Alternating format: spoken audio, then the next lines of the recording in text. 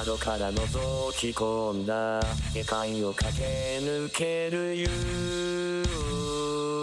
者よ何が好きか嫌いか互いの情入念 Welcome back, y'all. This is Degens 113. Today, I don't have Dan or Nam with me today. Dan's on his business trip. Nam's busy today. So instead, I brought on a special guest. He's been on before. And I'd like to introduce Hollywood Hexx from the Scary Hours Mob. And I'm so thankful that he's able to join us today because I was kind of grasping at straws on if I was going to put out an episode or not this week. So thank you, Hollywood. Appreciate the invite, and I appreciate being here and kicking it with you, Tyler, as always. Hell yeah. Thank you for having me. Yes, sir. You wanna let the fine folks know? I know you've said it before, but it's always good to remind them who you are and what all you're doing and stuff like that nowadays. Should I just do our intro? Should I do our Do whatever you. This is your time to shine, baby. Do whatever you want to do. What's up, gang? It's your main man, Hollywood Hexx of the Scary Hours Mob, being joined this week by my main man with the master plan, Tyler Gang, what I call him, of the anime Degens.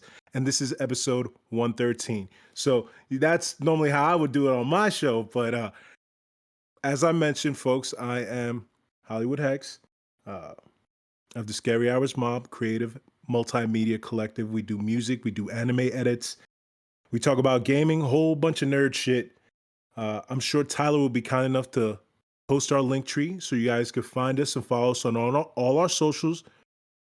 Hit us up on YouTube. We are back from hiatus effective, I don't know, maybe it's been like 6 weeks. In February, we came back from hiatus. We took a hiatus in November 2024. It was a much needed one. Been a bumpy road, long ride, but we're back. New format. And we have 2 shows now. We have the Scary Hour, which is 1 hour long format, and we have the Scary After Hour. But enough of that. We're here to talk about the Crunchyroll Anime Awards with my main man, Tyler Gang. Take it away, Tyler. Yeah, so just like Hollywood said, we're here to bullshit about the Crunchyroll Awards, which just dropped on what day is today? Thursday? Thursday, yes. Yeah. We're recording this on Thursday. It just dropped a few hours ago. I was kind of struggling to put together a episode topic. So I was like, hell, why not? Why not get together with Hollywood here? Let's talk about the Crunchyroll Awards. We always know that they're pretty interesting to look at. So what we're gonna do, we're gonna go down this list. We're gonna read off the categories. We're gonna read off the nominees. We're just gonna bullshit about them, and then we're gonna pick what we would like to see, like our nominations or whatever. We're gonna pick our winners, all that good stuff. And if you're not familiar with the Crunchyroll Awards, I guess I should do a little spill about it real quick. It happens every year.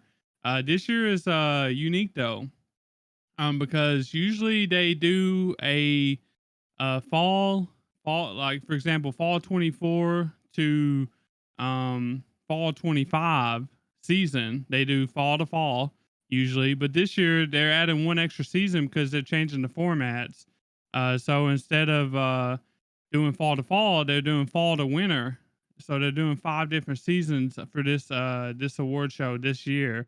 And for going forward, it's going to be January to December. Whatever anime falls in between that time frame is going to be, they're going to be able to be nominated at that time.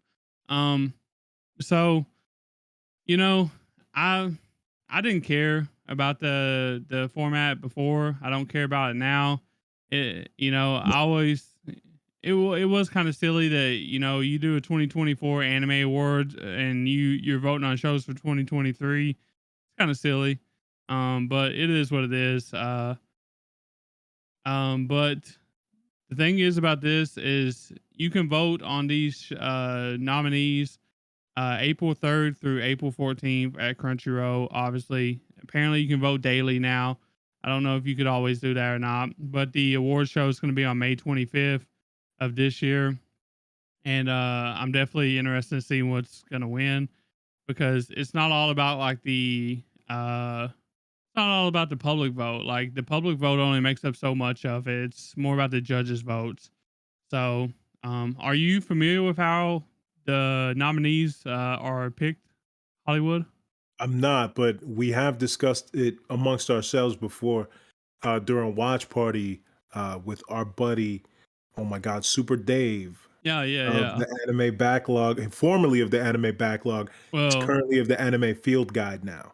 yeah, Treehouse Anime Club and Treehouse Anime Anime Club. Field Guide. Yeah. Yes, Uh, and we talked about it amongst ourselves and stuff like that before at length.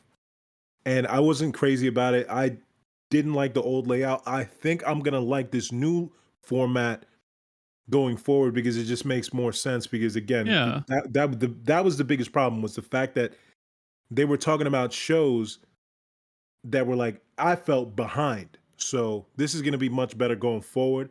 Hopefully, it'll clear up the confusion because that's what I think it was. A lot of people were confused. Yeah, I mean, just like every other year, you do 2023 awards show, and you're voting for shows that was on 20 that aired in 2022 fall season. So obviously, like recency Mhm. bias is gonna get you. You know, when Right, you're talking about a exactly. show that's a year and a half old. So, um, but these are the Crunchyroll Awards. They're not like legit. I guess you can say it's more like of a popularity contest kind of thing because like they just pick judges. They call them judges, a panel of judges, and they like nominate like six different nominees into all the categories, and whoever the six most um appeared responses are is who gets to be put onto the nominee list for us to vote on. So I think that's kind of whack to be honest with you because like it should be a more professional way of making nominations because you just adding all these people that are content creators and stuff like that or people that don't like know much about anime probably. And they're just picking like the popular shonen shit, you know what I mean? It Right. feels like sometimes. So um but that's how it is. And that's what we're gonna talk about today. I saw that they Uh have special guests. Are they gonna be doing some voting as well? Like, they got a couple of the people from Stranger Things, 2 of the actors from Stranger Things, but are they gonna be doing some voting, or are they gonna be doing being so judges, or If probably, they actually, they usually don't, post the judges or whatever, I don't think. But this Mhm. year they actually like put their list of judges, on the website, and I didn't really get a chance to go through them, but it's interesting if they was a part of it too. Um, I mean, it is what it is. It's Crunchyroll Awards. Like, it's not professional shit. It's just for fun, I guess, pretty much. But they It try is for so fun, hard to yeah. be professional, though. They try to be like a legit award show, but the way that they handle it, it's not legit. You know what I mean? Yeah, because even if those guys from Stranger Things are judges, the reason they probably picked them is because from what I understand, Stranger Things is about to start up again too. So they got Yeah, Finn Wolfhard and Gaten Matazaro. I'm sure I butchered his name, but they got those 2 fellas on there. And it's like for cross promotion, you know what I mean? So, yeah. I don't but know. Like, the takeaway is that the new format is going to probably be better going forward. That's what I'm most excited about. yeah, well, yeah, the new format I think is going to be better. I wish that they would change up the way that they handle the nominations. Mhm. Um, That way it doesn't feel like a popularity battle because that's what Right. it feels like nowadays. Because you get all these people that don't really watch a whole lot of different shows, and of course they're gonna vote Kaiju number 8. Of course they're gonna vote Solo Leveling because that's all they know. You know what I mean? Uh, it's just interesting to see. So we're basically gonna go down this list and we're gonna talk about them. The first one up on the docket is Best Anime Voice Artist Performance Right. English. And so this is for not a voice actor in general. This is for a performance as a character. And so the first nomination we got up is AJ Beckles as Okaroon from Dan to Dan. We got Alex Lee as Sung Jin Woo from Solo Leveling. We got Jesse James Grell as Armin Arlette from Attack on Titan final season, the final chapters, part 2. We got Mallory Rodock as Frieren from Frieren. We got Sarah Nadachani as Aya. Probably butchered that name. Sung Wan Cho as Senshi from Dungeon Meshi. And so, what do you think about this category? These nominations, bro. These nominations, I'm not too upset. You know, truthfully, Tyler, we talked about it before when we were discussing the whole list. And I was expecting the list to be much more dog shit than what it is. I'm sorry. Am I allowed? I'm allowed to cuss, right? Oh yeah. All right. I was expecting the list to be much more dog shit than what it actually was. So I'm actually shocked that that is a decent list, in my opinion, It is. because these shows were great, with the exception that, you know, the only one I haven't seen is Attack on Titan. Please don't hate me for that. I'm gonna get to it eventually, folks. But for the most part, I'm very familiar with all these shows, and they were terrific for the most part. So like the picks are very good, which Yeah. is surprising. The whole list. So specifically to this category, I do like it. But as we were discussing before, I kind of wish that it was more based on the overall artist Yeah. throughout the year, the voice actor throughout the year, because you said Hayori Yeah, Sayori Hayami. Hayori Hayami, one of my favorites. I butchered the name. I apologize. It's not Which even on this we list. know that she's not English, She's the GOAT. but she's a Japanese voice Right. actor.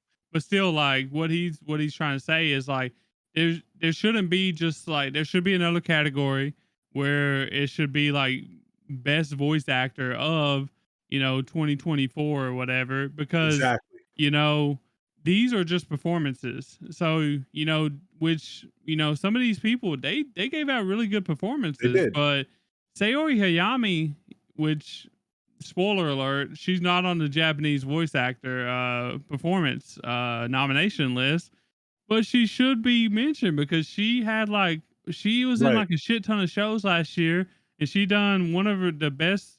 She honestly should be on there for Pseudo Harem Ren, obviously. Um, she should be on there because she done like 7 different characters or something like that, and like it was crazy.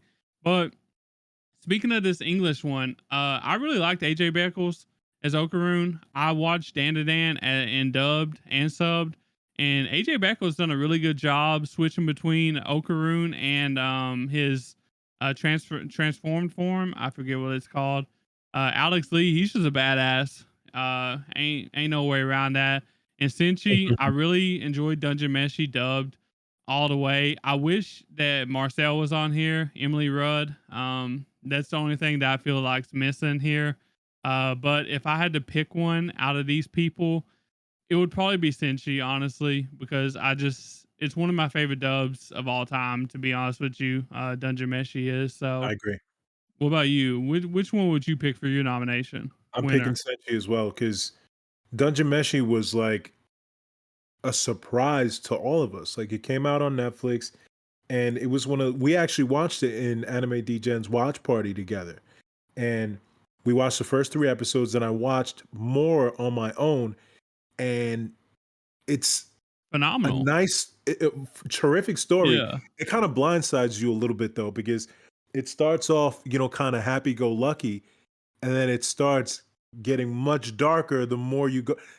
And that kind of took me by surprise, but it doesn't take away from the, I guess, essence of the show. Like, it Yeah. works really well, and I They do agree. blended it Since really well. They transitioned pretty well too.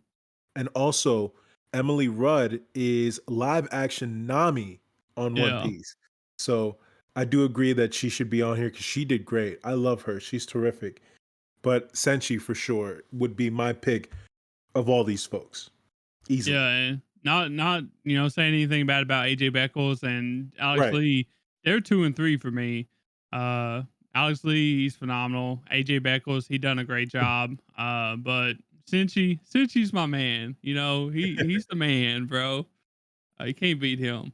Since she was Um, but moving on to the best anime voice actor performance from the Japanese side of things, we got Ao Yuki as Maomao from the Apothecary Diaries, Atsumi Tanizaki as Frieren from Frieren. We got Kenichi Suzumura as Bravern from Brave Bang Bravern. We got Shion Wakayama as Momo from Dandadan. And we got Sayaki Simbangi as Marcel from Dungeon Meshi. And we got Natsuki Hane as Okarun from Dandadan. And I'm sure I butchered a lot of those names, but it's okay because I will put the list in below for the video people. That way people can actually see what I'm saying, because the country twang plus the Japanese language isn't the best for me. So but I just want to let y'all know Mao Mao's on this list. Ao Yuki is on the list. No one's beating her for me. Just a phenomenal voice actor performance with Mao Mao. And I know like Momo's on there, Marcel's on there, Okarun's on there. Mao Mao's the queen. She's one of my favorite voice actors. Yuki is, and it just ain't gonna be beat. So I was expecting that answer from you, honestly. Like, 'cause that's something that we talk about all the time. Because Apothecary Diaries and Frieren came out during the same time, the same season, as a matter of fact, right? yeah, And yeah. They was side by side. Yep. and to me, Frieren is in my top 10. After watching Frieren's in my top 10. So for me, it's gonna be Frieren, obviously. Uh, And I just Freeman's love that. good too. I love that show. Frieren the goat. But just like we were saying down below in the English category, we really wish Sayori Hayami was here. Right. Um, she definitely deserved to be here. If just pick a character, any character. She was in Sound of UFO. She was Suedo Harem, Demon Slayer, I think. She Yes. Ramanaka Neko. Like she was in so many shows, and she just Terminator Zero. That's the had one it. that she should have been Yeah, nominated for. Terminator Zero. She was. yeah, I forget the name of the character, but a very spoiler character. So I'll keep it light with that. But she was terrific. She was phenomenal in yeah. Terminator Zero. So So I think she should have definitely been on this list as at for least sure. Suedo Harem or something like that. Because she was just good last year. Yeah. Wasn't no beating her. Um, Pseudo Harem would have been a good pick too, because in Pseudo Harem, her she actually played a amateur actress in school's drama club, in her high school's drama club, and she yeah. played multiple different characters.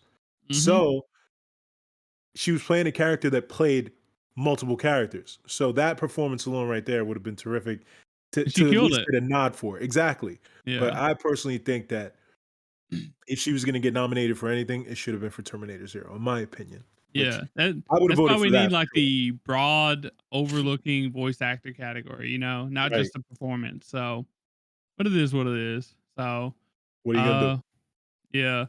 The next category we got best anime ending sequence, EDs. We got Indeed. Anta Nante. Uh I'm just gonna say Rama one half ending. We got Burning, Oshinoko season 2 ending. We got Kamakura style, the Elusive Samurai ending. We got Nobody, the Kaiju number 8 ending. We got Request, Solo Leveling ending, and Tadada, the Dandadan ending. And I'll let you start this one off. What are your thoughts and who you gonna pick? Hollywood. Well, I loved Kaiju number 8. That was one of the standout shows of the season for me last year in 2024 in spring. Was it spring or summer? Uh, s- uh, I want to spring, say I it was think. spring. Spring. Yeah. Yeah, I think spring. So it was definitely one of the standout shows for me. And it was actually the ED was played by One Republic, which is an American band. And to me, it was terrific. Now, Oshinoko is a very, very close second because Oshinoko is, oh boy, that is a show, a hell of a show right there. But for me, I would definitely have to give it to One Republic Nobody, um, with the third being Request Solo Leveling for sure. The worst part of every week, if you're a Solo Leveling fan, is hearing that ED. Not because it was a bad ED, but those cliffhangers, man. Oh my goodness. And they continued it with the freaking season 2 too. Ugh. But yeah, I like all these. These are pretty good. It's a shame that like Dungeon Meshies and like Dangers in My Heart ED, which was I think one of my favorites of the year, and wasn't on here. Like there was a lot of songs that could have been on here that wasn't. But I guess I would have to give it to probably I'd probably give it to Oshinoko season 2, ED. That's probably my favorite one out of this list. Uh, and Dandadan's probably my second one. But I definitely would have picked, obviously like Dangers in My Heart or even Apothecary Diaries, like the second cower or whatever. It was really good too. Go Go Loser Ranger, was pretty fun too. Uh, Suicide Squad, even that was a really good one. Dead Dead Demons, like there was a lot of different ones that was really good last year. So they had to cut it down to 6 somehow. So uh, moving on to the best anime OP opening sequence, we got Abyss from Kaiju number 8 OP. We got Bling Bang Bang Born, Creepy Nuts, Mashals OP. We got Fatal, Oshinoko season 2 OP. We got Level by Solo Leveling OP, and Otanoke by Creepy Nuts again OP for Dan to Dan, and we got Us One Piece OP. And so with this one, I really enjoyed this one. There was a lot of good music on this, especially like the One Piece representation. You know, I like All of Us.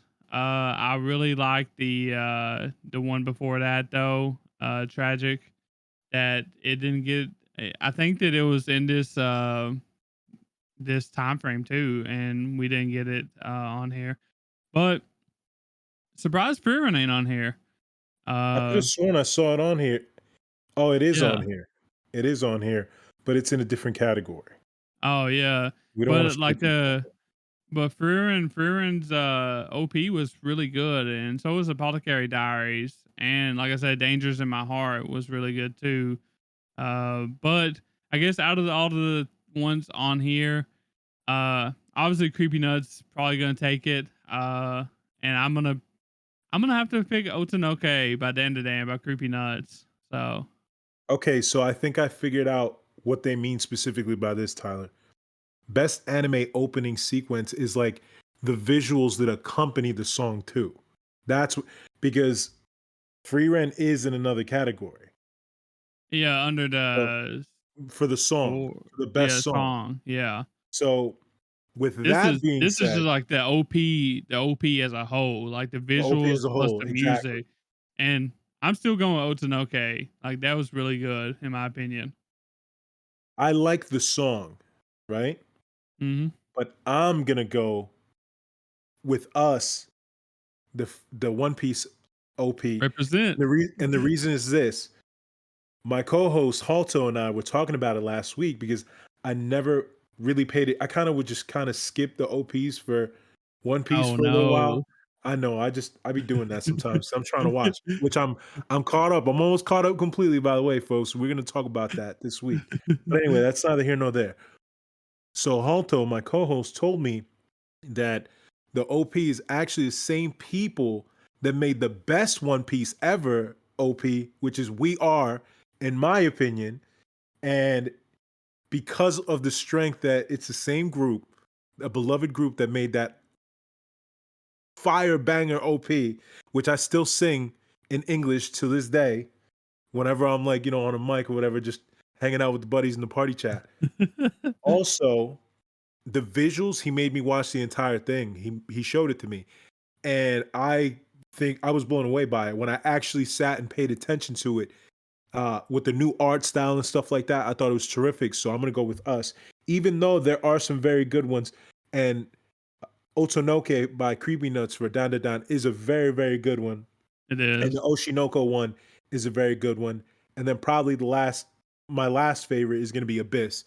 I thought they're all great, but I'm going to give it to One Piece on this one because I'm just so excited for it to be back too. So Hey, I mean, if Nam was here, he would give it to One Piece too. So it's we're giving fine. it to One Piece. We need the One Piece representation. So, um, I guess We're giving with that being said, let's move on to best anime score, and this is gonna be like the OST, the sound and music and all that stuff together.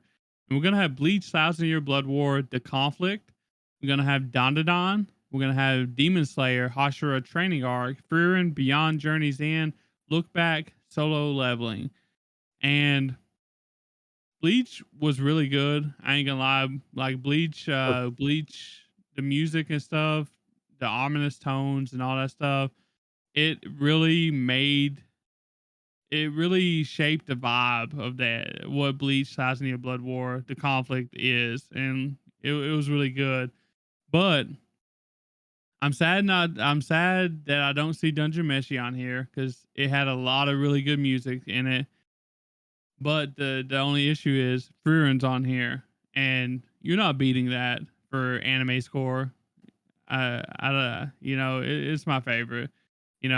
Evan Call done a wonderful job with that one. It was just a masterpiece in every way. So that's my pick. I'm sticking to it. That's a good pick, Tyler. My pick now, and I have a very good reason to back this up, is going to be Demon Slayer, Kimetsu no Yaiba Hashira Training Arc.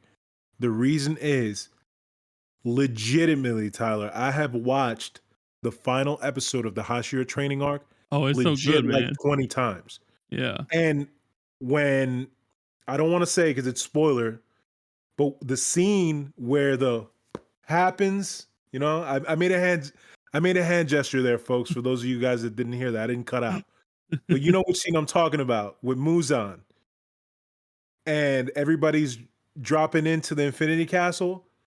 That soundtrack, that score that they used is I get goosebumps every time I watch the episode. And I'm telling you, I've watched that episode, no joke, like 40 times at least. Oh, it's So good. Yeah. we're going with the Hashira Training Arc season 4 because nothing has been just off that episode alone was worth it for me. And the overall score for the show is terrific as well. And then I would probably, if I had to rank them, I would say that Solo Leveling, Frieren, and then probably Bleach for sure. Yeah. Uh, Which I mean, I don't. You haven't watched the newest Bleach yet since you just no, started on your journey. So, but when you get to it, you'll see what I mean when you get to it. So it's really good. but you catch like a lot of clips online, Oh yeah, so to true, speak, and true. you do Yeah. hear the scores. So I am familiar. I low key know what's going on right now in Thousand Year Blood War, even though I did start Bleach this week. Actually, I started it on Tuesday because I was Oh bored, yeah. and I was like, the plan was for me to start Bleach because I'm on a journey to knock out the big three. So Naruto's done. We're up to date on One Piece, and we started our Bleach journey. So There you go. Uh, I am familiar to an extent, just because from being an otaku, anime nerd, weeb, whatever you want to call it. yeah, So having a presence, you kind of wear stuff. So, for sure, uh, the next category we got is best anime song, and this is what Hollywood was talking about earlier. We got Abyss by Youngblood, Kaiju number 8. We got Bling Bang Bang Born by Creepy Nuts, Mashal, and Fatal, which is by Jimin, Oshinoko Season 2, Level, which is Solo Leveling from Solo Leveling. We got Otonoke by Creepy Nuts from Dandadan, and we got The Brave by Yosobi from Frieren. And this one, I'm definitely, even though I like Otonoke, I already picked Otonoke on the OP. So I gotta pick Yosobi the Brave for this one. I just have to. It's just so good. Uh like I said, I feel like it could have been on the last one too, but it is what it is. It feels like it's just they're kind of repeating some of these things, don't it feel like? It does, but like again, we Yeah, clarified that earlier, with the yeah. OPO. This is the other category was the OP overall with visuals included and stuff like that. This is just the song, which to me, Yao Sobi is again a song that I listen to. I don't listen to anime music. I don't listen to songs like that It's on the playlist for ever, sure. but it's definitely something that I listen to often. There's a few songs that I do enjoy listening to, and Yao Sobi is the Brave. That is definitely one of them. It's also terrific in both Japanese and English for those of you that have not had the chance to listen to it. I'm one of And those people. English is actually pretty good too, believe it or not. And Okay. it's actually by the group. The group is singing the song. Hmm. So Okay. check it out whenever you have the chance in both Japanese and English. It's really, really good. It's a great song. So that's the one that I'm going with as well too. Shout out Okay. to Otonoke though, because that And had the internet in a chokehold for a little while. and I'm definitely missing Dungeon Meshi again. I feel like the song by Bumpa Chicken was one of the better ones of 2024, and it's tragic that we don't have more Dungeon Meshi Mhm. uh nominees on here. But it is what it is. But take all take all these nominations with a grain of salt is what I'm doing basically. Right, Um, for sure. so the next one up, we got must protect at all cost character. I think this is a new one that was introduced like in recent times, like a year ago maybe or so. We got Anya Forger from Spy Family, of course. I think she's the one that won it last year. We got Frieren from Frieren. We got Okaroon from Dandadan. We got Senshi from Dungeon Meshi. We got Tokiyuki Hojo from Elusive Samurai, and we got Yuki Itose from Sign of Affection. And I get it. I get it that some of these are like precious or whatever. But what the hell is Okaroon, Senshi, and Tokiyuki doing on here? Like, what are they doing on here? Like, what? And like, Frieren too. I can understand Frieren. She's precious. She's small and precious. But Okaroon, Senshi, and Tokiyuki. I don't get that. I don't. Where's Emil? Where's Emil at? Emil, yeah, for Yeah, sure. where's Emil at, bro? She's so cute. But I would definitely pick. I would definitely pick Yuki from Sign of Affection over Anya. Anya won it last year. If Emil was here, I'd be picking Emil. But obviously, Okaroon and Senshi is they need to be more protected than Emil. I guess a cute bunny rabbit. So I don't know. Um, my pick for this is going to be Free Ren, just because she doesn't need protection from anybody. Let's be clear on that. But she gives me cuteness, aggression, and then a very close second is Anya for sure because she's so cute.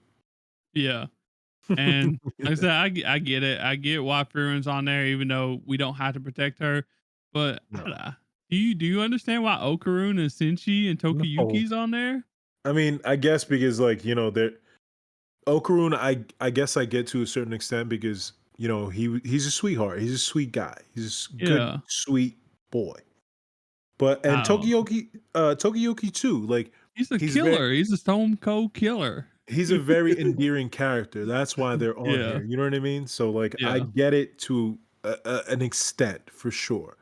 But There's definitely better choices, I feel like though, right? 100%. Emil, Yeah. you said it yourself. Like Yeah. that's she's so cute. I And want this to is off the top of my I head, wish I there's had an Emil. You know what I mean? Just kind I of on my shoulder I'd carrying even her put like around. maomao in this or like Gossip Girl. I don't know. Like I'd put so Now many now. different characters in this. So she's I better feel like than Senshi and Okaroon and Tokiyuki. You know what I I mean, mean? Mau Mau is precious, but she falls under the category that she doesn't need protection either because That is true, she's but so do badass. these people. So if they're picking these, I'm picking mine. You know what I mean? Right, for sure. Uh, but but it was an interesting category. But Anya and Yuki, you know, they definitely need protection. They're so cute and stuff. Um, but The next one is best supporting character. We got Fern from Frieren. We got Himmel from Frieren. We got Jinchi from the Apothecary Diaries. We got Granny Seiko Ayase Mhm. from Dandadan. We got Senshi from Dungeon Meshi. And we got Turbo Granny from Dandadan. And I just want to say, like, why is Turbo Granny on here? I don't like. I get it. Dandadan's like popular, right? But if Senshi's on here, then I thought Senshi was the main character. You know what I mean? Right. Maybe I'm just not understanding what a supporting character is. Um, but I guess out of all these people, I guess I would have to pick Fern. I really like Fern a lot. I think she done a really good job. I kind of thought she was like a main character too, but I guess not. But like I'm surprised like Oshinoko people ain't on here at this point. Like Akane and Kana, or like Marcel even from Dungeon Meshi. I would put them on there. Um uh I don't know why Turbo Granny's on here with I understand why Granny Ayase's on here. You know, I understand why Senshi and Jinshi and all them's on here. Uh but not Turbo Granny. I don't know about that one. She wasn't even in very many episodes, right? She was in a lot. Like, remember Well, she as like a supporting character, right? She was only in like a right, few. yeah. So I feel like probably she was in less episodes than she was in. Like, she was yeah, probably not in like maybe 3 episodes total. But even when she got transferred into the little cat statue, like, she was still being a nuisance. And yeah. I I love don't that know. performance, honestly, because again, it's But Luffy's voice actress, it's Granny Luffy, so yeah. um I mean, I really like Turbo Granny, but it I was don't. hilarious. Yeah, I don't know about them being like best supporting. You know, In I this don't know how I feel about that. So in this particular category, I'm gonna have to go with Fern too. And just honorable mention Granny Seiko because she's a baddie. So there you go. that's it. That's all I got to say about that. I I said figured what I you said. would pick Granny Seiko. She's a So baddie. She could be my um, granny. I mean, or or other things. Yeah, I got you. yeah. I got you. Um, the best main character category. We got Frieren. We got Kafka Hibino from Kaiju. We got Okarun from Dandadan. We got Maomao. We got Mhm. Momo from Dandadan. We got Sung Jin Woo from Solo Leveling. And once It's a hell again, of a list. y'all already know. Y'all see who's on here. Apothecary Diaries, Mau Mau. That's who I'm picking. I'm surprised that Aqua ain't on here from Oshino Ko. I feel like he definitely should have been on here. He was this last season, season 2. He was like really good. You know, he was one of the stars with Akane and Kana. Really surprised that there ain't more Oshinoko representation so far, but it is what it is. Shout out Kafka for representing the old people like us. I'm surprised that Oh Sung Jinwoo's on here. But Well, it's solo leveling. We knew. Freeren's the oldest character on this list. Yeah. The true, but she's she's not normal like us, you know what I mean? Right. Kafka's She's an kind of apprentice. normal-ish, so Freeran is over 1,000 years old, but she looks like she's 18 yeah, years old. yeah. But That she can episode, basically do anything she wants though, so the episode where Buddy's like, "Somebody come take this child away." Remember? And she was yeah. like trying to be seductive and blew him the little kiss. Oh, yeah, I love yeah. that. Who is this child? Come get her. That's gonna be my vote. Free Ren. I Frieren? mean, it's always gonna be Free Ren. Hell yeah. I All mean, Free Ren. it's the But same with this me. list I'm Mau Mau, you're Frieren. of this list, though, it shout out to whoever made those choices because that's a hell of a list right there, specifically. But it's gonna be Free Ren always. Yeah. With honorable mention to Mama, because you know I love Apothecary Diaries as well too. I just don't love it more than Free Rent. I'm sorry, Tyler. We're It's at an fine. impasse when it You comes know, to there's a lot of people that feel the same way as you. I'm just not normal, I don't think. So, but it's fine. It's but absolutely Mama's a fine. great character though. That's what I'm Yeah. saying. Like, listen, if Free Rent didn't exist, it'd be Mao Mao on this Yeah. list, truly. But like, that's not the case, unfortunately. Yeah, she's great. Speaking of great, one of my favorite genres of anime, that's gonna be best slice of life anime. I'm always interested to see what they have on this. And this year they have Laid Back Camp season 3. They have Makien, Too Many Losing Heroines. They got Mr. Villain's Days Off. They got My Dear Friend Nokotan, Sound Euphonium 3, and Dangers in My Heart season 2. Great list. And it is a really good list. I'm surprised to see Mr. Villain's Day Off on there. Usually shows like that doesn't really make it, you know what I mean? Um, I'm sad that Yuzuki Family Four Sons ain't on there. It's one of the better slice of life that came out in fall 2023. I'm really surprised to see My Dear Friend Nokotan on here, which was not very good. Not well received. Not well received, not very good. I'm surprised to see it on here. It feels like they just put it on here because they couldn't think of any other slice of life anime. You know what I mean? That's what it kind of feels like. But if I had to pick one of these, it's definitely probably gonna have to be Sound Euphonium 3. Uh, that was a really good season. Probably Dangers in My Heart for runner up, and Makien for the third choice. Laid Back, I haven't seen season 3 yet, but definitely any other choice but My Dear Friend Nokotan. But Sound UFO 3 is great. What about you? Have you watched any of these shows? Much of them? Um, I've watched clips of most of them, but I've actually watched 3 of them. Okay. And I'm gonna go with Makien because I loved all of the characters except the main character in Makien. We've talked about this Yeah, before. yeah. Like, All I the don't even remember girls, the dude's name. All the it was girls were great. terrific. They It were was great. Yeah. terrific. And I kind of wish they would have made it. I wish they wouldn't have had a centralized main character for that show and just had it each episode be, which it kind of was, like each episode was a different focus on that character. You know what I mean? Because I don't Mhm. think the main character helped drive the story at all. He was just kind of an asshole, honestly. So, you know, Yeah. and if you think about it, by the end of the season, he didn't really have like any like growth really. Like he did, but it was very, very minimal. While everybody else around him, they did grow.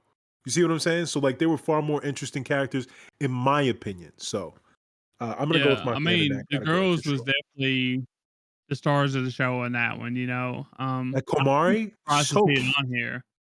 I didn't think. speaking of speaking of characters that must be protected at all costs, Komari, I love Yeah. her. She's so precious. Yeah, for sure. I mean, she is. And like, I don't know.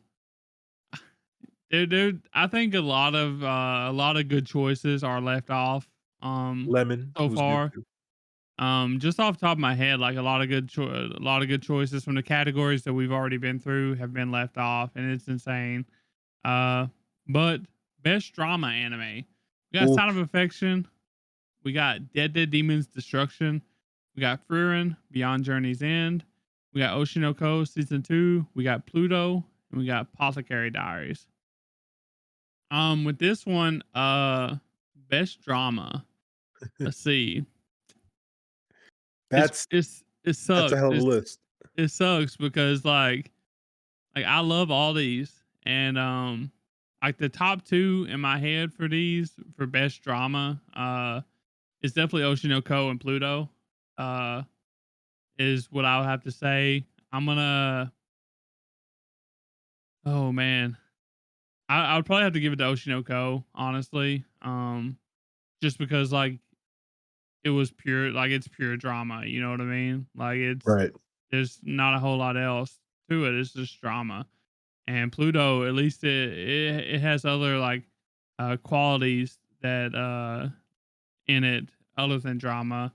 But all these are like really good. But I'm gonna have to give it to Oshinoko season 2 probably for myself. What about you? I'm gonna have to agree with you, Tyler, on that one. Oshinoko, because Oshinoko is 100% a drama, whereas some of these other shows they are They could be like, action, you know? well, with the exception of Dead Demons, that's definitely it has slices. I forgot what genre they consider it, but it is considered Uh, slice of life, I believe it think or Dead not, Dead Demons can be considered like sci-fi, slice of life, and drama probably.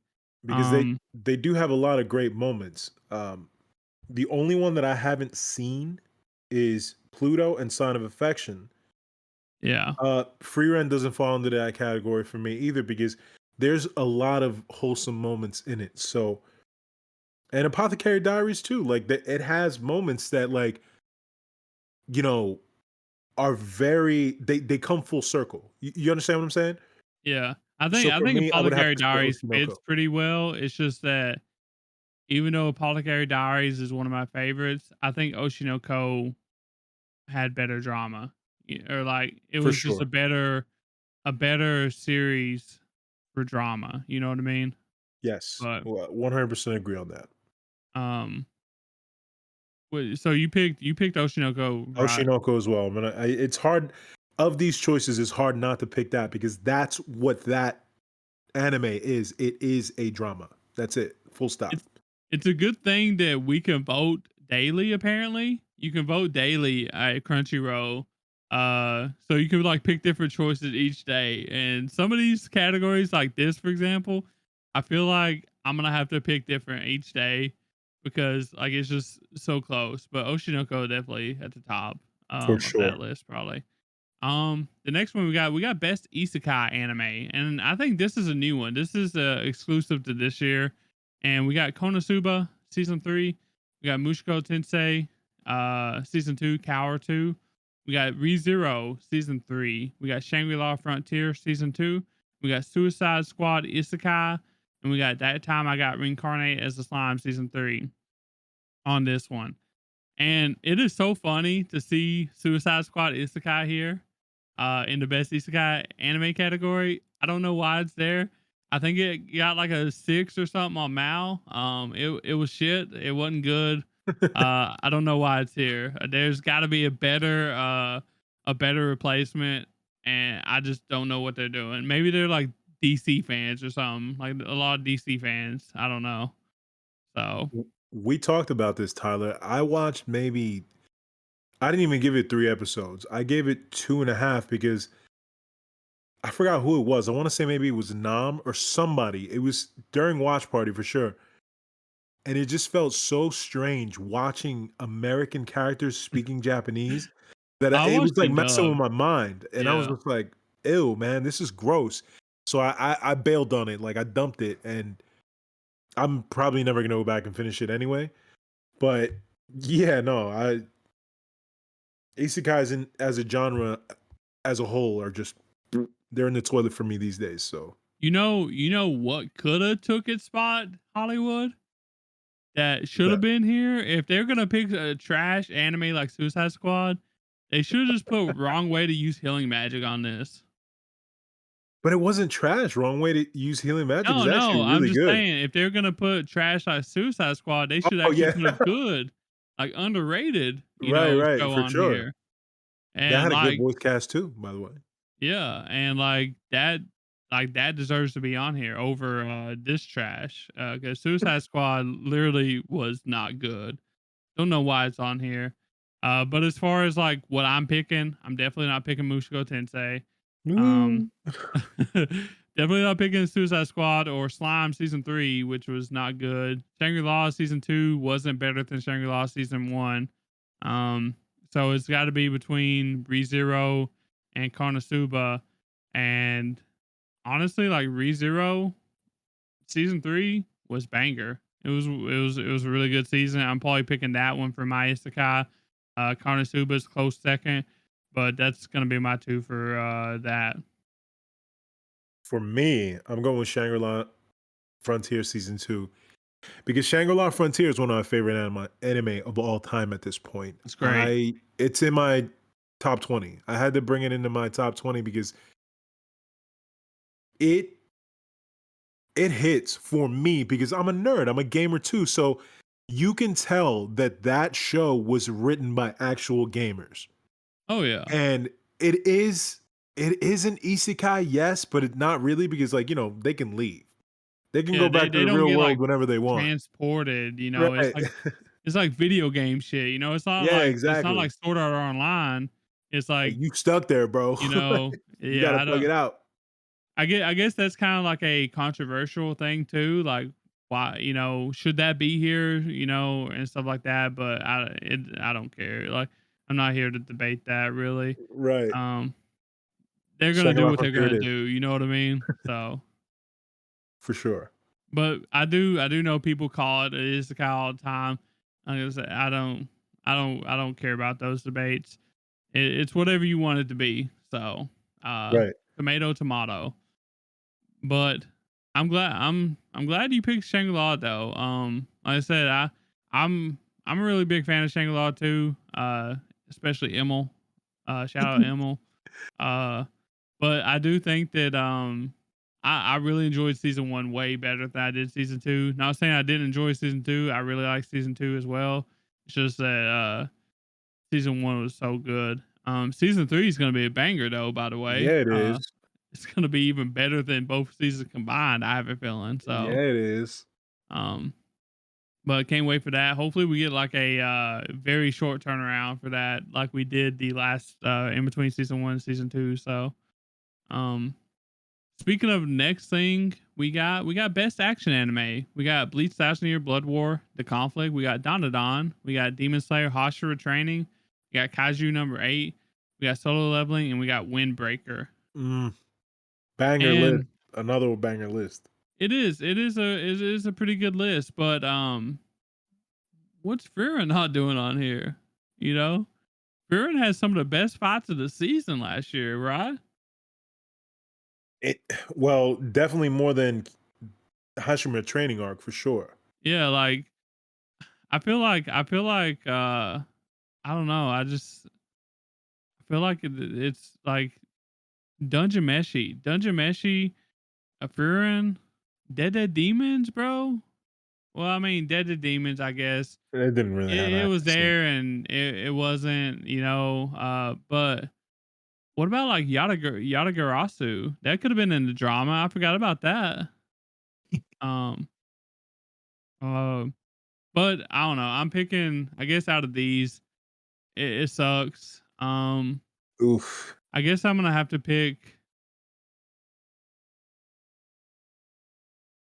I'm just gonna go with Bleach. Um, Bleach, Bleach didn't do me wrong at all. I was expecting to see like Frieren on here because I feel like it fits, or Dungeon Meshi, for example.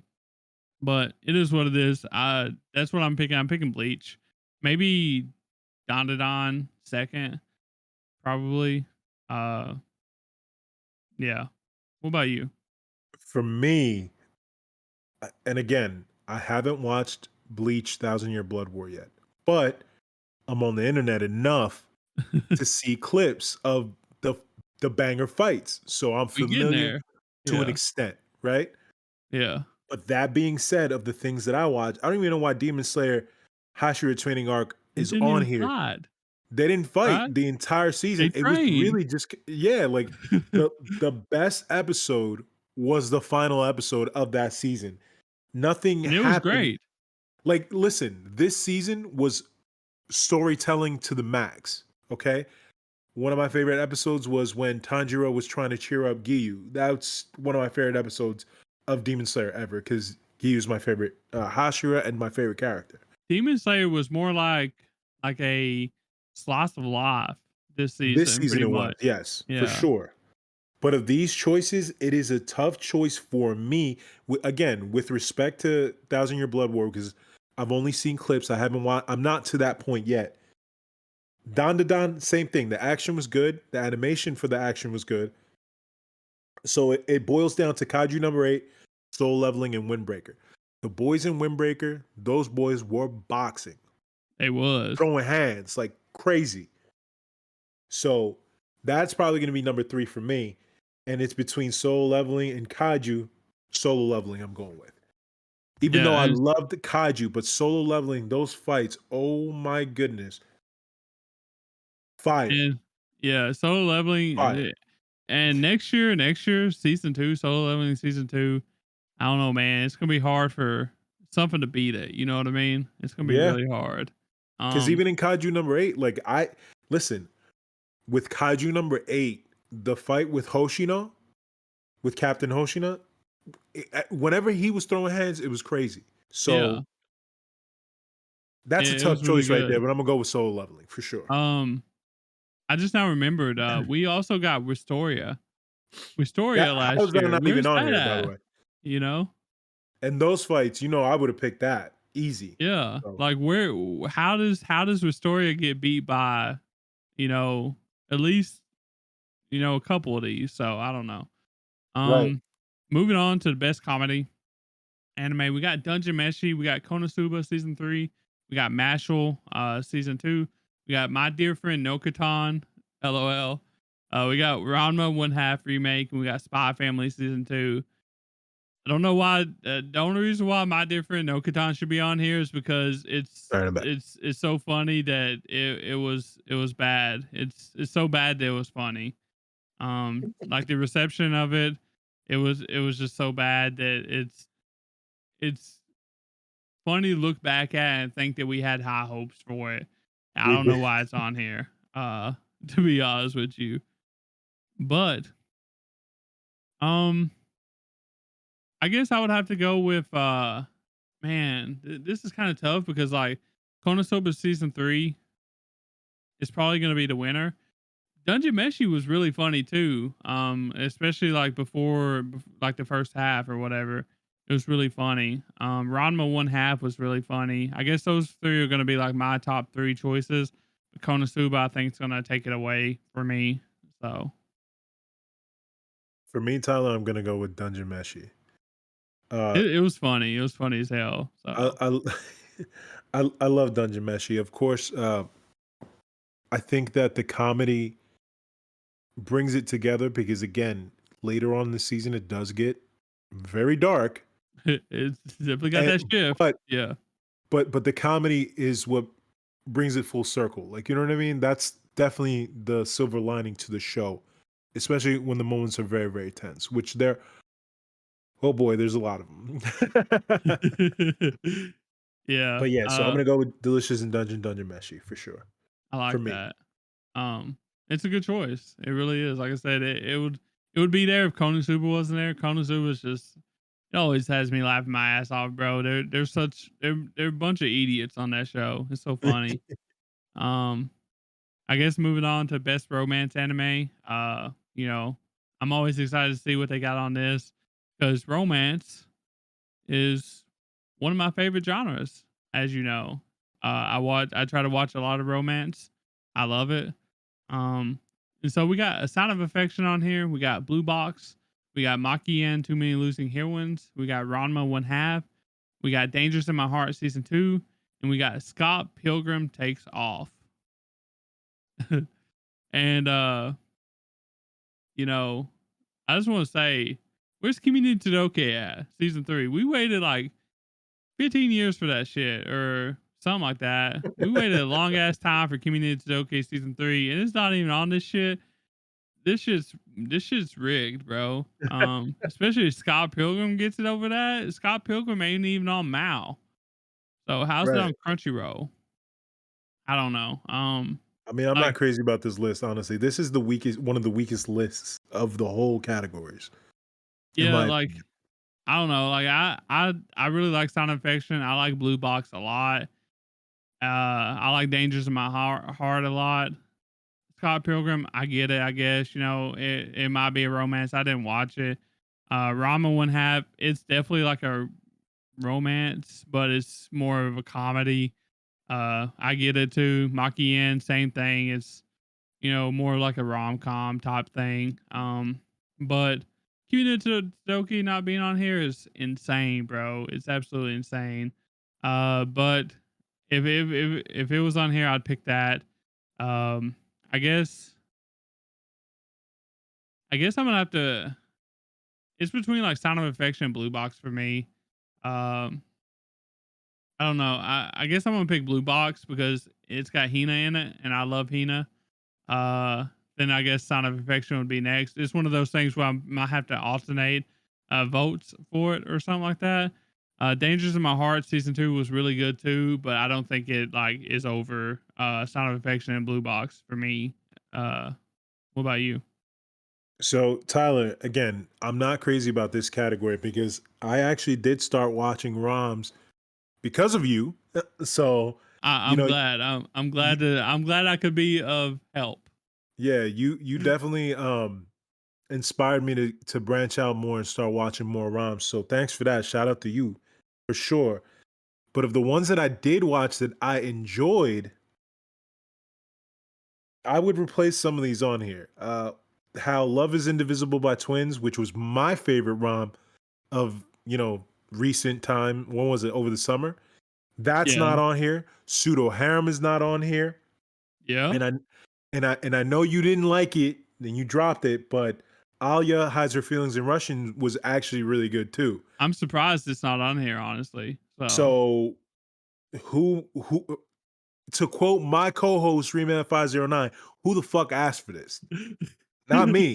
those Because freaking judges, bro. They some asked of for these this are shit. some of these are butt, like, and I don't even know why they're on here. I mean, because like Scott Pilgrim, like, what? Are you that Like ass right what? now? Who the fuck It's asked not for even that? about, bro. Like, That's you what know I'm what I mean? saying. Like, so I'm definitely, in my opinion, of these choices, I'm gonna go with, you know what? I guess I'm gonna go with Too Many Losing Heroines because it's the one that I watched in its entire and in its entirety. But I'm gonna pick Love is Indivisible by Twins. So if those of you that are out there listening to this show at the time of this recording, if you haven't watched it, that's one of the best ROMs I've seen in a very, very long time. So, and that's pretty recent. How that's not on this list is outrageous, egregious, even. So, if you have time, go watch it. I think, like I said before we started talking, we was talking about the judges and shit.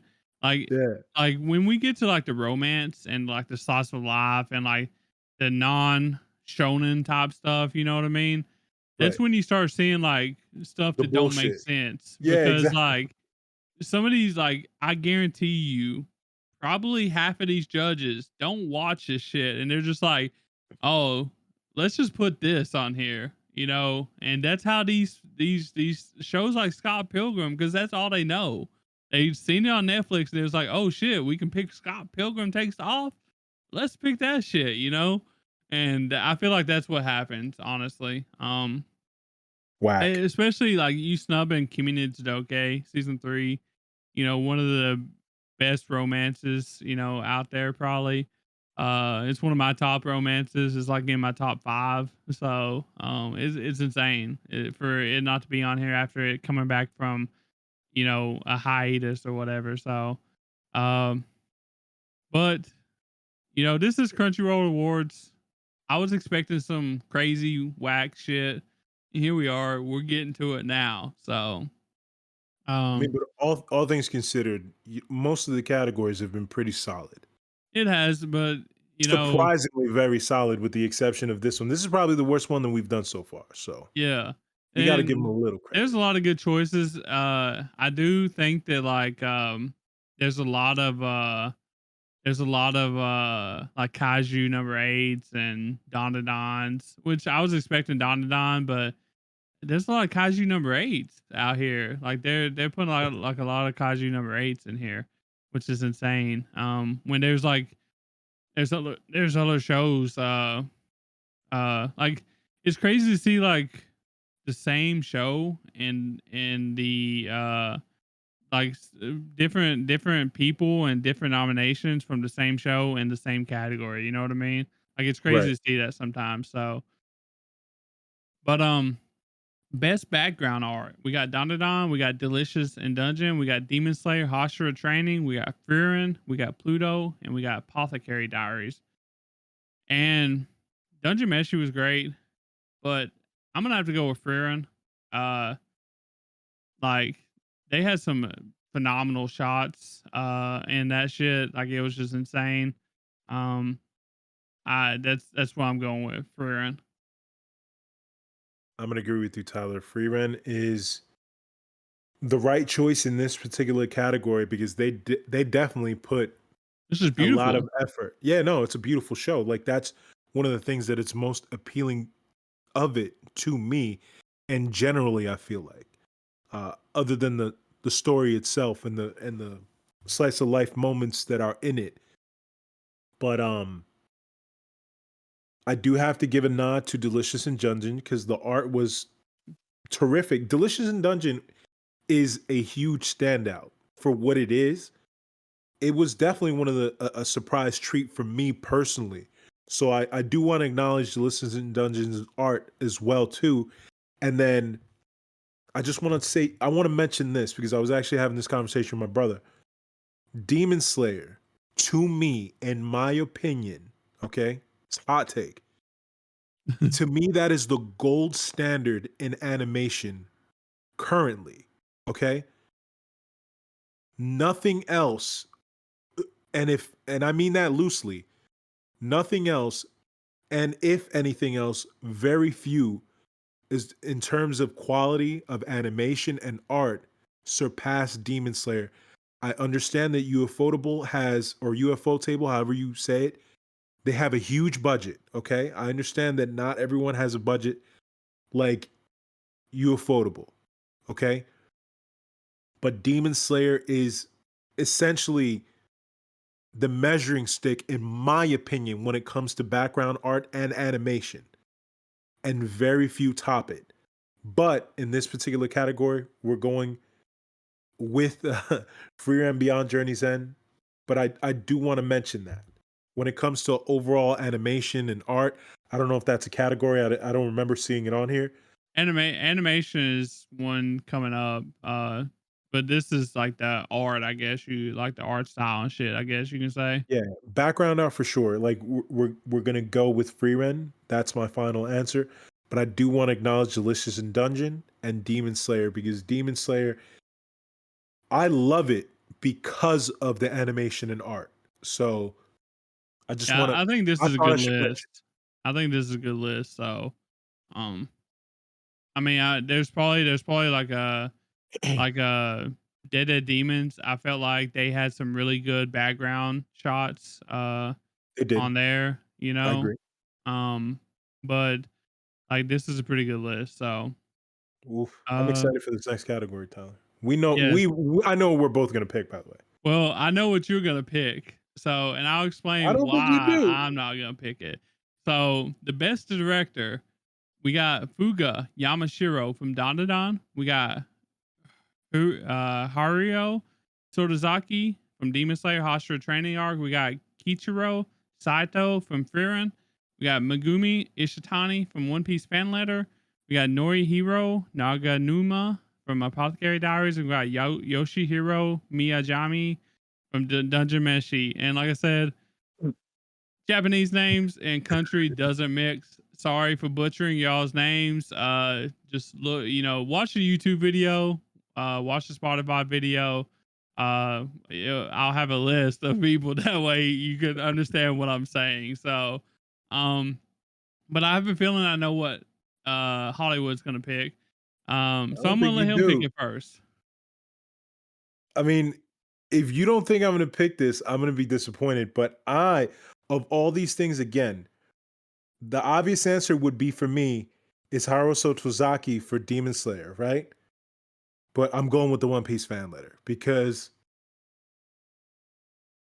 I'm not going to lie, Right. your boy was kind of choked up watching that a few times. I watched it a total of 3 times, the One Piece fan letter.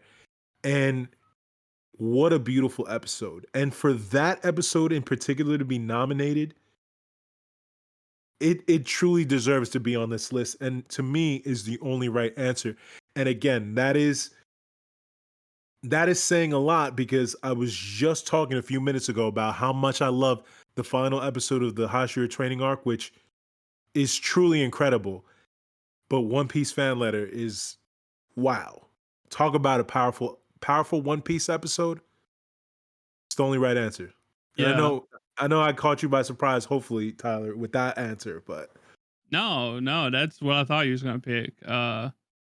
Um, but yeah, Megumi Ishitani, she's a legend. We've been watching her works, her direction, episodes, for a minute now. She's up and coming, like she's doing work out there, and I'm so happy to see that she finally got to do something like this. And the One Piece fan letter, like Hollywood said, it's great. Like it's one episode, it's 120 some minute episode. I watched it over 10 times. Probably close to 20 times. Like I watched it 10 times in the first week, honestly. Um, and the thing is like there's so many like you can definitely tell like as a One Piece fan, Megumi Ishitani, she made that flow so well, and she had so many callbacks, so many Easter eggs. Like there's so many things happening in that 20-minute episode, and every time you watch it, you go back and watch it, and you find new shit that as a One Piece fan you're just like so happy about. I agree. Um, like it tells a complete story in 20 minutes while giving you some while kind of giving you something to go by because it's got the events that happen in One Piece happening there too, or being mentioned that happen. Like you just have to be a genius director to pull this off, and she is. And normally I would pick Megumi Ishitani, for the winner of best director, but I feel like it's only one episode, and like I give it my honorable mention, and it's really close. Like she should be here, and she should be like at the top of the list, and she should get more, opportunities to show how she can actually do work, because she can do work. But I'm gonna have to give it to frieren on this one, because frieren was just so good, and I even though I love the One Piece fan letter so much, it's one episode compared to 28, I think it is, or 26 or It was 28 28. Yep. episodes of peak direction. And like I don't know, like it's right. It's one of those things that I'm definitely gonna have to sneak in a few votes for Megumi Ishitani because she's just so good. But frieren is gonna be the number one pick for me, just because frieren's a masterpiece. It's just I so agree. good. I Um, I agree with everything you just said, Tyler, otherwise, but I also want to I want to remind the listeners that Megumi Ishitani, 10-15. no, 10-15, yes. Yeah. That she directed some powerful episodes of One Piece. So just because she's nominated for this particular one, I want to remind that hopefully she doesn't be overlooked because that episode, One Piece fan letter, was a masterclass, especially the way that they told that story from different perspectives from Mm-hmm. past events. I You thought made that it was fit. Yeah. brilliant. Exactly. They made it coherent, they made it fit. What an episode. Don't get me wrong, like I definitely, I wasn't thinking about it the way that you just mentioned, Tyler, about how frieren was 28 episodes of just pure art, which Yeah. of course, I love, top 5 or my top 10, right? But the One Piece fan letter, that deserves all of the recognition because again, like you said, see, here's the thing. You got to look at it from both perspectives, pardon me, because frieren, yes, it was 28 episodes of pure just art, Yeah. whereas 20 minutes of condensed pure storytelling, which was also art. Yeah. Like You see what it's I'm it's saying? good, you know. And the So, thing is like I feel like if you haven't watched One Piece like we have, you could still watch One Piece fan letter and it would make and love it. sense.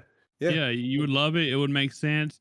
It gives you all the information that you need to know about what these characters are, what drives them and stuff. And that's how Megumi Ishitani done a great job. Uh, I do want to mention I feel like Oshinoko season 2 should be on here too. Have you seen season 2 Hollywood? I've seen probably like 4 episodes of season 2. Okay. Listen, because remember we watched Oshinoko season 1. Well, Yeah. actually, the first couple of episodes in Watch Party Anime Degens Mhm. Discord watch parties. We need to Yeah. bring those back, by the way, Tyler, especially now that I have a little bit more time. We should. I know we got wrapped up with stuff, and you got wrapped up. I did. Uh, we should definitely bring it back sometime We soon. must see Hopefully, about it. even if it's just me and you, man. I love watching anime with you. It was some of the best times that I had last year. Truthfully, Hell yeah. um, But yeah, I don't know where I was Oshinoko. going with any of this, Yeah.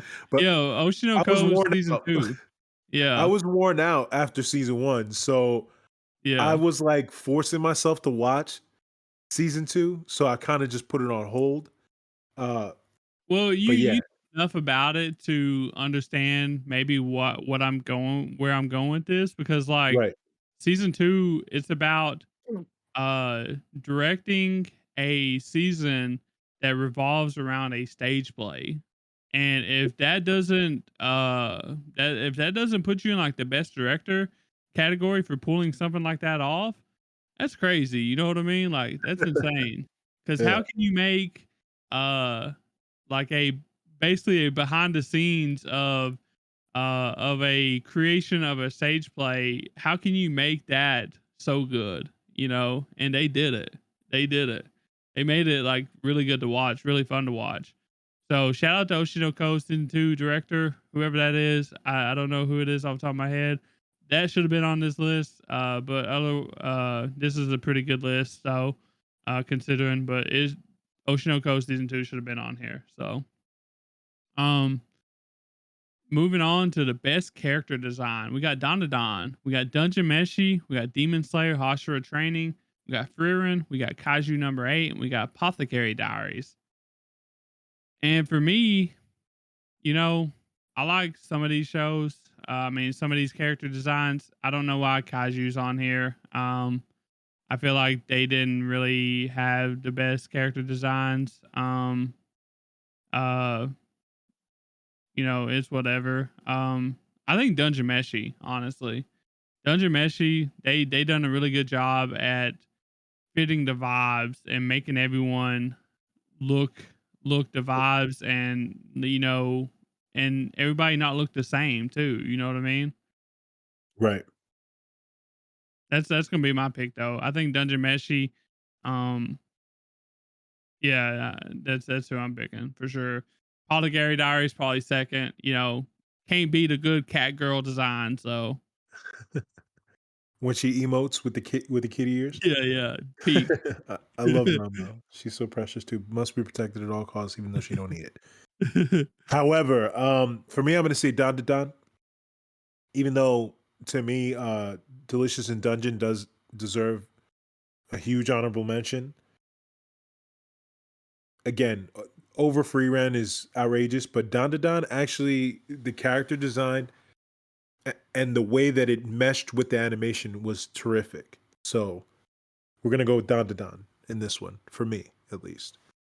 Okay, yeah. I mean, it makes sense. We only got a few more left. We got one, two, three, four, five, six. They'll be pretty quick too, I think. Yeah. As we're getting into like the big stuff, and it is, everybody knows what it is. You know what I mean? So the next one up, we got best animation. We got Don, we got Dungeon Meshi, we got Demon Slayer Hashira Training, we got Frieren, we got Kaiju number 8, and Solo Leveling. And just like Hollywood said, Demon Slayer, it's like the staple. Like Gold it's the goal standard. that you want to reach. And just because of that, I'm not picking it. You know, uh, I I feel like if it was a better season, I probably would pick it. But outside of the final episode, like they didn't really flex too much. You know what I mean? But that final episode, man, it was something else. Wow. But I feel like Dan was really good. Dungeon Meshi was really good. Like all these shows was really good. Kaiju was okay. I don't think Kaiju was on the same level as all these other ones. But frieren, man, I'm picking frieren, Madhouse. They put money into that, and they made it look beautiful. They made it look gorgeous. They made all the action scenes look smooth and fluid. Like you just it's hard to beat frieren and Madhouse last year. Hopefully season 2, whenever it does come, it matches the quality that Madhouse put out for season 1. So Okay, so my pick, Tyler, is going to be also Frieren with a very honorable mention to Don Don because they cooked in a lot of episodes. yeah, Um, they really did. But Frieren, there was so many episodes that stood out, especially like with the battles and stuff like that. One of my favorite episodes happened very early on in the season was when Stark fought the dragon. it was great. That Yeah. that was animated crazy. But I It was mean, beautiful. not only that, like that was like one of the first things we seen, right? And like, Right. It was very but early on. I guarantee there's like over 5 different, um, like fights, just fights, 5 different fights that are top of the list. And the thing about Frieren is though, is that they didn't just go all out on fights. One of my favorite moments from Frieren is the freaking dance. You know, Right. Yeah. With Fern and Fern and Stark Stark's in the dance. ballroom. That was Terrific. peak. That was It peak was. It was animation, very good. Um, like so it's not just it's just Freeman was one of those things where it's not just like bound to fights. It was everything. That's why it's like a masterpiece. It's like a generational anime, and Right. it's insane that we got to see this with our own eyes. Hollywood. The reason I chose the reason that I choose fights when going with animation is because it's It's easier hard to to do. yeah. It's hard to do, and truthfully, I mean, don't get me wrong, like the It's ballroom was easier to compare, I think, right, right. between series. So Though the ballroom was terrific, and I'm glad that you brought that up because that was probably one of my favorite moments. Because I was cheering for Fern and Stark. Like I love oh them as yeah, a couple. I think that they're precious together. You understand what I'm saying? But like that scene with the dungeon and for well, the dungeon too, yeah, when they're fighting the stone clones was oh yeah. wild.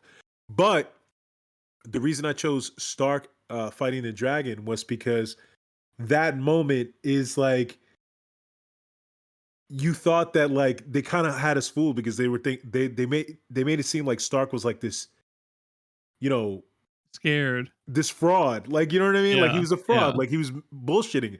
But then when he did what he did, you're like, wait a minute, what?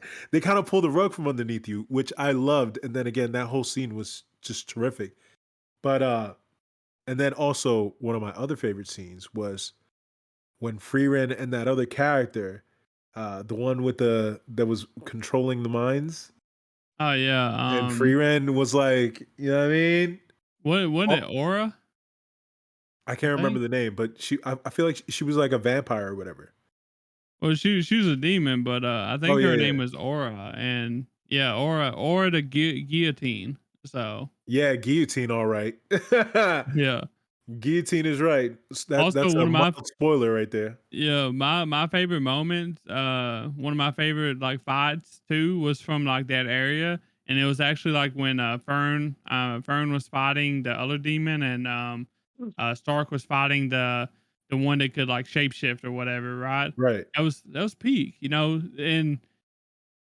and I guess what I'm trying to say is like you can literally throw a line, fishing reference here.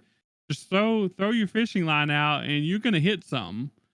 You're gonna hit them Yeah. on the head. It's just so many like options of things that we could choose from Furin to say, hey, this is why it wins anime and best animation. So, um, but yeah, you have anything else to say about Furin and this category? Frieren the goat. That's it. Hell That's yeah, what I got. all Say we what I need. said. Best original anime. We got Buchigiri, we got Girls Band Cry, we got Jellyfish Can't Swim in the Night, we got Metallic Rouge, we got Kamui, and we got Train to the End of the World. I don't know how many of these you've seen. I've seen 3 of them all the way through. I've watched some of Buchigiri. I don't know why Buchigiri's on this. It's like got like a 6 something on Mal. It wasn't good. Watch Windbreaker if you want to watch delinquents fighting each other. It's just better. Sure, Buchigiri had like a really good animation. I think Mappa did it, but it's not anywhere. It should be on here. I know that you probably watched a couple of these other things, but it's just hard for me because Train to the End of the World, it was one of my favorite shows of last year. Girls Brand Cry and Jellyfish Can't Swim in the Night was also 2 more of my favorites of the year. Like it's like 3 of my top shows of last year on this list. But I guess I'm gonna have to give it to Girls Band Cry. I that it was just great. It was peak. I'm so glad to see that it's on here. I figured that like these shows would probably get snubbed just because it was Crunchyroll Awards, and I'm glad to see at least they got one nomination on here, even though they're fighting each other, which is tragic. But it is what it is. Girls Band Cry should have been drama, bro. I don't know. For me, I'm gonna go with Metallic Rouge because it's I've only watched 2 of them on this whole list, I and think Ninja Kamui, right? Ninja Kamui was Should that even be on here? fuck no. I don't know why it's on here. Like I was so disappointed with that show, as along with everybody else in the community, because when they announced it, they made it sound so hype, and the trailers made it. Listen, like the first 3 episodes were heat, right? Mm-hmm. But then when they started doing the 3D animation stuff, and then it got kind of stupid. Like there were some episodes that the action like really cooked, but it does not deserve to be on here. So I'm gonna go with Metallic Rouge because Metallic Rouge was fire. Like I highly recommend. So if you haven't watched it, Tyler, I'd you check it out. At least a couple episodes. I think you would like it. And it's also like female leads too, which is I know something that you really really love. So Yeah. enjoy I whenever you love have the I chance. love me a good female character. We don't see a lot of that, especially like good ones. Right. So usually it's like, the man, the male character, main lead or whatever. I don't know why I And just then said female, but anyways. Um Metallic Rouge has 2 great female characters. So if if you ever are interested in, band anime or like idol shit Hollywood, you definitely got to watch Girls Band Cry, Jellyfish. There was some good stuff. Train Into the World, I definitely recommend that to anybody. It's really good. It's a wild ride. So yeah, it's more like I've an heard adventure, action, drama, slice of life type shit. So I've seen people talking about it in the Anime Degens Discord, like about I've seen you talking about Jellyfish Can't Swim in the Night, Girls Band Cry, and Train to the End of the World. it's great. So So if you got a thing for that, if you like the musical side of anime, it's there. It should be watched. Moving on though, our last few things. We got best new series. We got Don Don, Delicious and Dungeon, Frieren, Kaiju number 8, Solo Leveling, and Apothecary Diaries. You know, this is tough. This has got Frieren in it and Apothecary Diaries. Which is the 2 shows that, that I'm and gonna Delicious vote in for on Dungeon. this. But as I've stated numerous times, Apothecary Diaries is gonna be it for me. I'm actually gonna probably alternate the votes for this because Frieren is just right there with it. But Apothecary Diaries and Frieren is the top 2 out of this list. I don't even care about the rest. Um, yeah, I mean, I loved them. Don't get me wrong. Dungeon Meshi is one of my top shows, but none of these other shows are 10s in my book. Right. Apothecary Diaries and Frieren are 10. So, uh, must watch anime, best anime, all that good stuff. Tell us what you got. Tyler, come on, man. Don't make me answer a question that we know the answer to, bro. Yeah, frieren for him, Frieren, come Apothecary on. Diaries for me. So Frieren for me, always. Because again, like you said, Frieren to me is a 10, and that is a must watch. So yeah, exactly. if and to sell Frieren to those of you that might be listening, if you loved Full Metal Alchemist Brotherhood, that's a big name drop right there, folks. You will love Frieren because that's how I felt when I was watching Frieren. It gave me those types of vibes. Like the same feelings that Full Metal Alchemist Brotherhood evoked in me when I watched it many, many, many years ago is the same feeling that I got when I was watching Frieren. And that's hard to do for me because I've been watching anime since probably like 1997, since Adult Swim or Toonami rather. Yeah. So to replicate those feelings of old for me, watch Frieren. Shout out to Apothecary Diaries too, not because I'm face to face with Tyler right now, because I do enjoy Apothecary Diaries, truly do. But of the options on this particular list, it's between those two for sure. Because again, solo leveling is very cookie cutter. We talked about it a lot on my show on the Scary Hour. And my co-host Halto and Reman, we all agree that Reman isn't even watching the show right now because he read the manhwa. So he's aware of it, but he's just like not in a rush to like watch it. He does want to see it adapted, but again, a very cookie cutter story that you see typical male power fantasy anime in every battle shonen. So, nothing special about that. Obviously, Delicious Dungeon is on here, but that's can't compare to me to Free Ren and Apothecary Oh Diaries. yeah. Yeah. And Kaiju number 8, it is good. It has a lot of action, and the characters are really cool too. But again, the answer's simple: Free Ren. Yeah. And I definitely agree. Frieren and Apothecary Diaries, top two. Best continuing series. We got Bleach, Thousand Year Blood Wars, The Conflict. We got Demon Slayer, Hashira Training. We got My Hero Academia season 7. We got One Piece. We got Oshinoko season 2 and Spy Family season 2. So I'll Trying to let you blow go that up. first.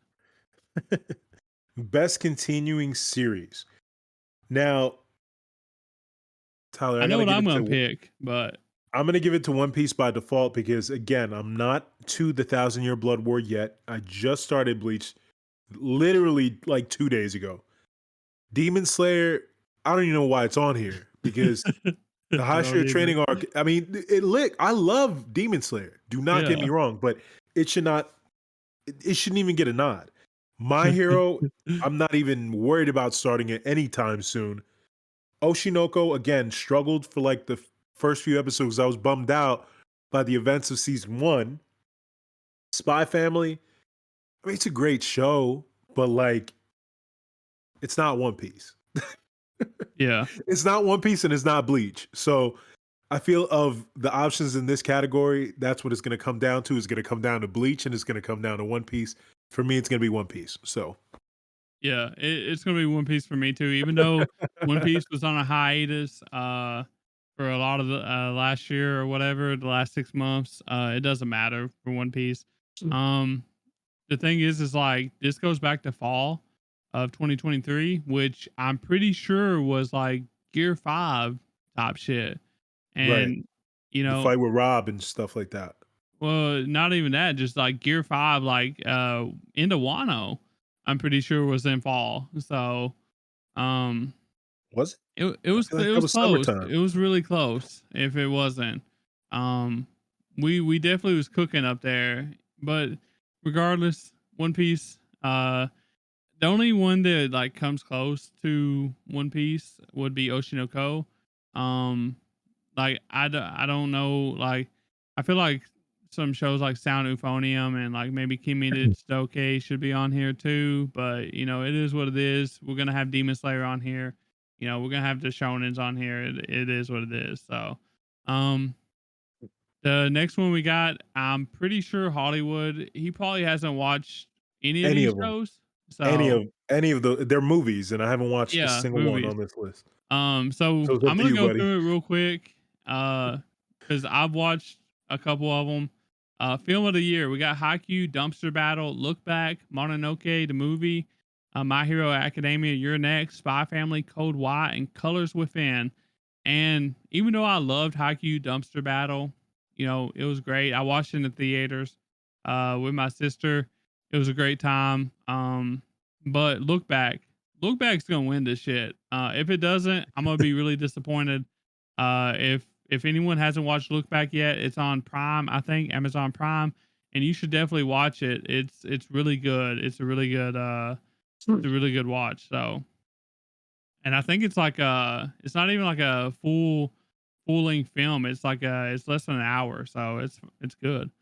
Um, and the final category tonight, anime of the year. Ooh. And this is basically the same list as new series, best new series, I'm pretty sure.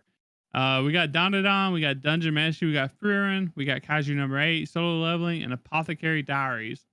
And I'm gonna go first. You know, I said Apothecary Diaries was best new series. I'm gonna switch it up. I'm gonna go anime of the year. It should go to Frieren Beyond's Journey End. Because I don't care. Like, I know that I'm Apothecary Diaries stan. Big fan. You know, I like to push it out there a lot, but I don't think Apothecary Diaries is anime of the year over Frieren. Frieren deserves it. It's in a league of its own, in my opinion. Um, I, if anything besides Frieren wins this shit, I'm gonna be pissed. I'm gonna be honest with you. Listen, I don't have confidence in the judges at Crunchyroll, Oh, and I don't have confidence in the people voting. I don't know how much of a factor the people voting it's contribute. it's not much. I think it's enough to sway it if there's like a majority and or whatever, Fair and if enough. the judges are close enough to tie, you know, close enough. I think that's enough to sway it. But I think whatever the judges, it's rare for the popular vote to overcome the judges' votes if it's Right. pretty unanimous. So if that makes sense. Free Ren. That's But it. I am worried though. Like Don to Don and Solo Leveling on here, I'm worried. But Listen, Freeman should get it, but I'm worried. Free Ren So should get it, but again, Crunchyroll again, and also one more time, I wanna give them props for putting together.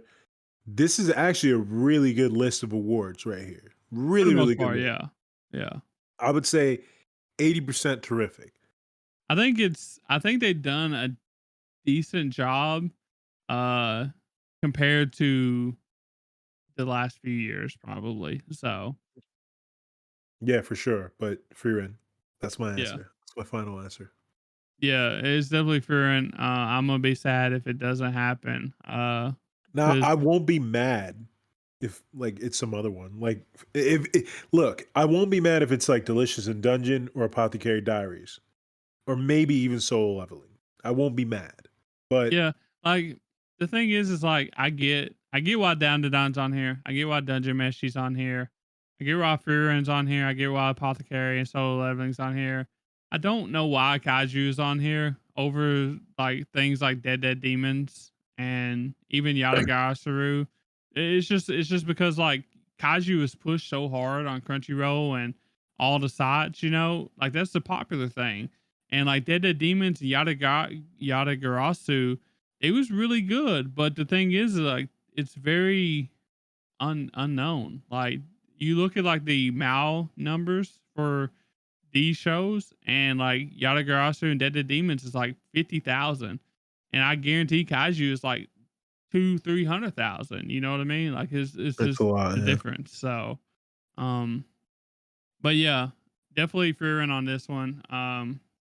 It's just hard to be Furin for anime of the year. You know, one thing I am surprised about Hollywood, um, there's no JJK on this list, even though the second Cower was in the fall last year.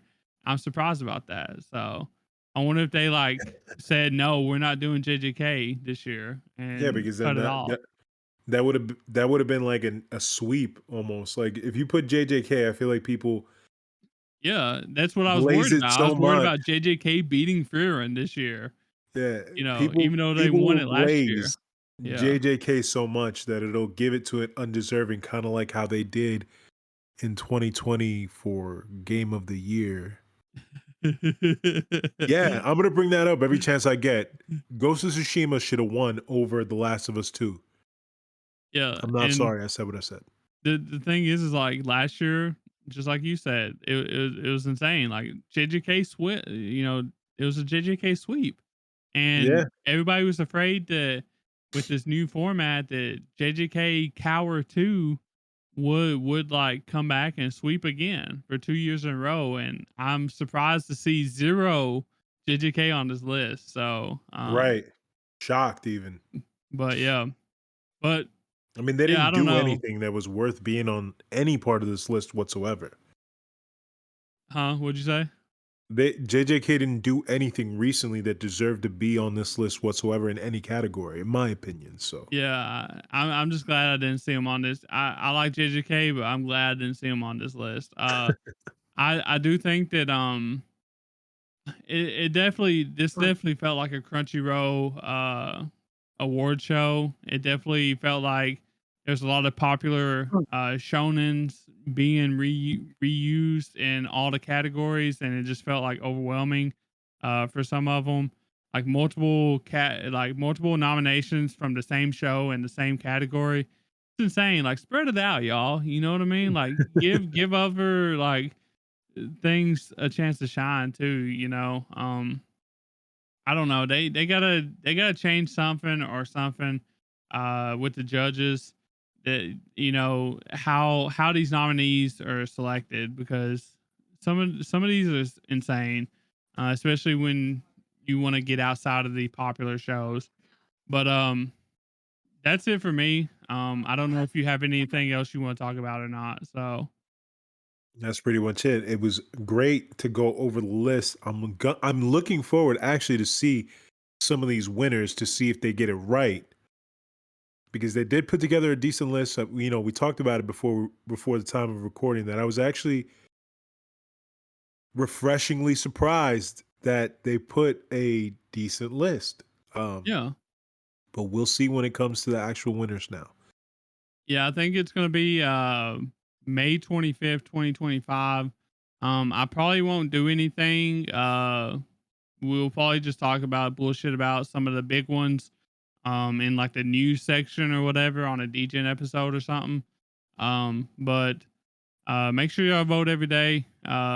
Even though it doesn't really matter too much, still do it just in case it does matter. You know how it is. Uh, before I go, I just want to. I'm gonna give Hollywood a time to shout out his stuff one more time. But just let y'all know, make sure you rate the podcast.